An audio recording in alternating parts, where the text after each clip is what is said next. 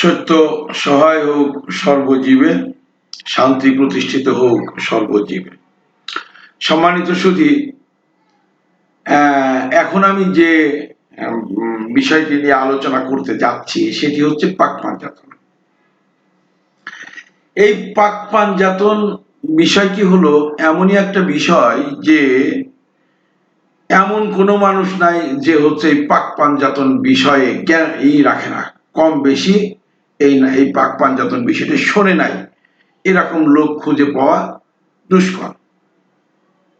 হিন্দু, মুসলমান, বৌদ্ধ, খ্রিস্টান যাই বলেন না কেন, তারা মোটামুটি পাক পাঞ্জাতন বিষয়টা নিয়ে যথেষ্ট ওয়াকিবহাল। কিন্তু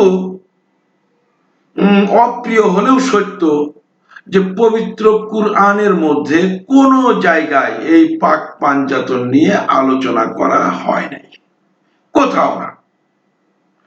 এমনকি হাদিস শরীফেরও কোন জায়গায় ওই পাক পাঞ্জাতন নিয়ে আলোচনা করা হয়নি।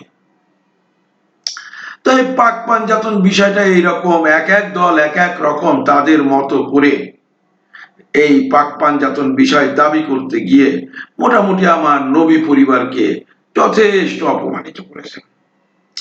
যেমন পাক পাঞ্জাতন বলতে তারা বলতেছেন হযরত মুহাম্মদ সাল্লাল্লাহু আলাইহি ওয়াসাল্লাম, হযরত আলী করিমুল্লাহ ওয়াজহু, ফাতেমাতুজ জোহরা, হযরত হাসান এবং হযরত হুসাইন রাদিয়াল্লাহু আনহু, এই ইনারা হচ্ছেন পাক পাঞ্জাতনের অংশ। এই পাঁচজন হচ্ছে পাক পাঞ্জাতনের অংশ। পাক মানে পাঁচ, পাঞ্জা মানে পাক মানে পবিত্র, পাঞ্জা মানে পাঁচ, তন মানে দেহ। তো পাক পাঞ্জাতন বলতে নবী পরিবারের মাত্র এই পাঁচজন ব্যক্তিকে পাক পাঞ্জাতন, এটা বহুল প্রচলিত একটি কথা, দলিল ছাড়া বহুল প্রচলিত একটি কথা। তো আদৌ কি পাক পাঞ্জাতন বলতে এরকম কিছু আছে? আসলে দেখেন, আমাদের নবী পরিবারের, আমার নবীর কন্যা সংখ্যা 4টি এবং পুত্র সংখ্যা 4টি।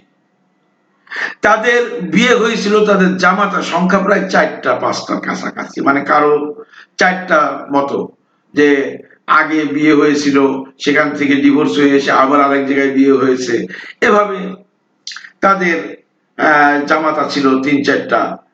তারপরে প্রত্যেকেরই সন্তানাদি ছিল কম বেশি মেয়েদের মধ্যে থেকে।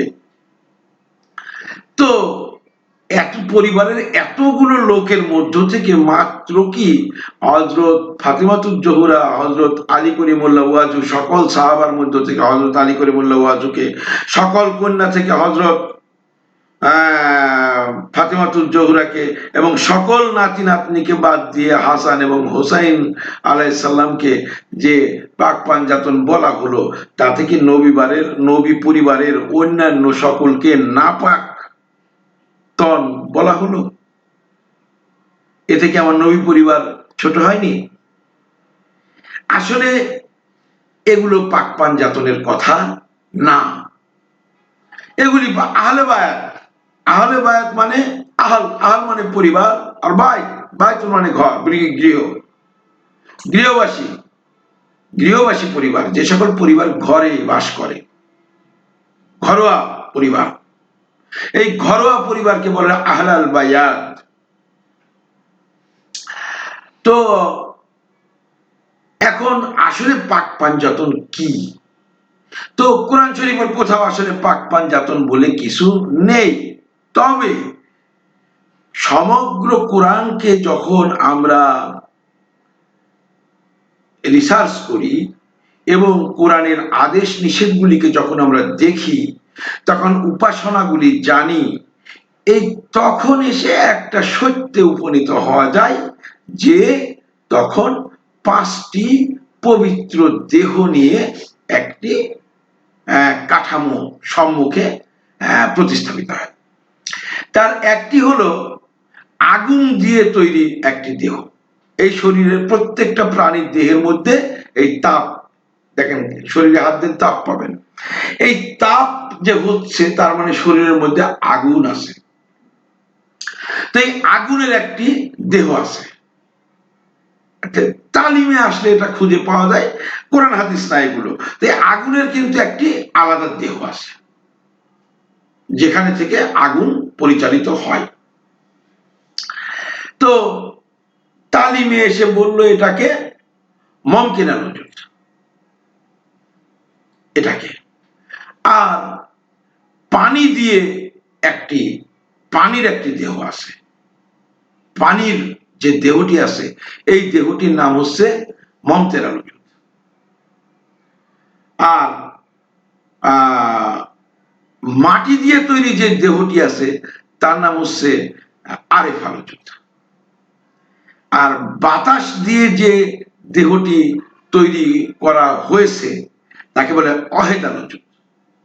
আর নূর দিয়ে তৈরি যে দেহটি শরীরের মধ্যে আছে তাকে বলা হয় ওয়াজিবা নজুদ। অজুদ মানে দেহ। তো এই হলো পাঁচটি দেহ শরীরের মধ্যে, পাঁচটি উপাদান, মৌল পাঁচটি উপাদানের পাঁচটি দেহ আছে। এই পাঁচটি দেহের আবার পাঁচটি রুহু আছে, মানে আত্মা, প্রাণ আছে।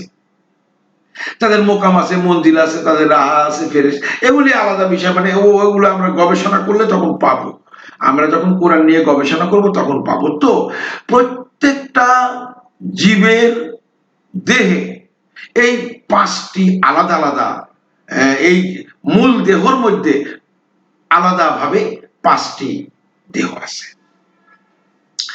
এই দেহ যার যত পবিত্র সে তত সৎ, শান্ত, শান্তিপ্রিয় এবং তার সামগ্রিকতার মধ্যে একটা সততা পাবেন। চিন্তা, বাক্য এবং কর্মে তার দৃষ্টিতে পাবেন, তার বাক্যে পাবেন, তার ভক্ষণে পাবেন, তার শ্রবণে পাবেন, তার কর্মে পাবেন, তার যৌন ক্ষমতায় পাবেন এবং তার দৈহিক ক্ষমতায় পাবেন এবং তার মস্তিষ্ক মানে বুদ্ধিতেও আপনারা শান্তি পাবেন। দেখবেন যে তারা এগুলো শান্তি প্রতিষ্ঠার লক্ষ্যে কাজ করছে, যাদের এই পাঁচটি তোন পবিত্র।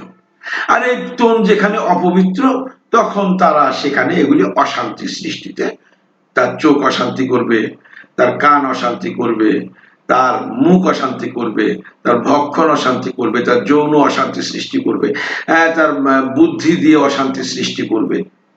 তো সে নিজে অশান্ত হবে, ওইগুলি দিয়ে নিজেই অশান্তিতে ভোগ করবে এবং অন্যকে অশান্তির মধ্যে ফেলবে, কারণ এগুলি তার অপবিত্র। তো এই পাঁচটি তোন যিনি পবিত্র করতে পারলেন তিনি নিজেই পাক পাঞ্জাতন। সেই জীবটি, সেই প্রাণীটি নিজেই পাক পাঞ্জাতন, অর্থাৎ তার পাঁচটি দেহকে তিনি পবিত্র করেছেন। এই হলো পাক পাঞ্জাতনের মূল হাকিকত। আর ওনারা রূপক করে একটি রাসূল পাক সাল্লাল্লাহু আলাইহি ওয়াসাল্লাম ইন্তেকালের পরে ওনারা দল গঠন করে ফেললেন। একদল ওমরের পক্ষে, একদল আবু বকরের পক্ষে, একদল হযরত আলীর পক্ষে, একদল উসমানের পক্ষে, বিভিন্ন দল নিয়ে দলীয় ক্যাচাল শুরু করলেন। আসলে এই দলীয় ক্যাচালটা করতে গিয়ে কুরআনের যে মূল আদর্শ, মূল লক্ষ্য, মূল বিষয়, মূল উদ্দেশ্য এটা তারা হারাই ফেললেন। তো এই হারিয়ে ফেলে ওনারা পাক পাঞ্জাতনটা আসলে যেখানে প্রযোজ্য সেখানে তিনারা প্রয়োগ না করে অপ্রযোজ্য এক জায়গাটায় পাক পাঞ্জাতনকে প্রতিষ্ঠিত করে তারা নিজেদের ফায়দা লোটার চেষ্টা করেছে। তো আসলে ওগুলো পাক পাঞ্জাতন নয়। মৌলিক পাক পাঞ্জাতন হচ্ছে প্রত্যেকটা প্রাণীর দেহের মধ্যে, জীবের দেহে থাকা পাঁচটি উপাদানের পাঁচটি দেহ আছে। এই পাঁচটি দেহকে যিনি পবিত্র করতে পারলেন তিনি নিজেই পাক পাঞ্জাতন। তো আজকে আসলে এই পাক পাঞ্জাতন নিয়ে অনেক কথা অনেকে বলতেছেন, তো আমি আসলে পাক পাঞ্জাতনের মৌলিকতাটা তুলে ধরার চেষ্টা করলাম। আশা করি ভালো লেগেছে, এই প্রত্যাশা করি এখনকার মতো শেষ করছি।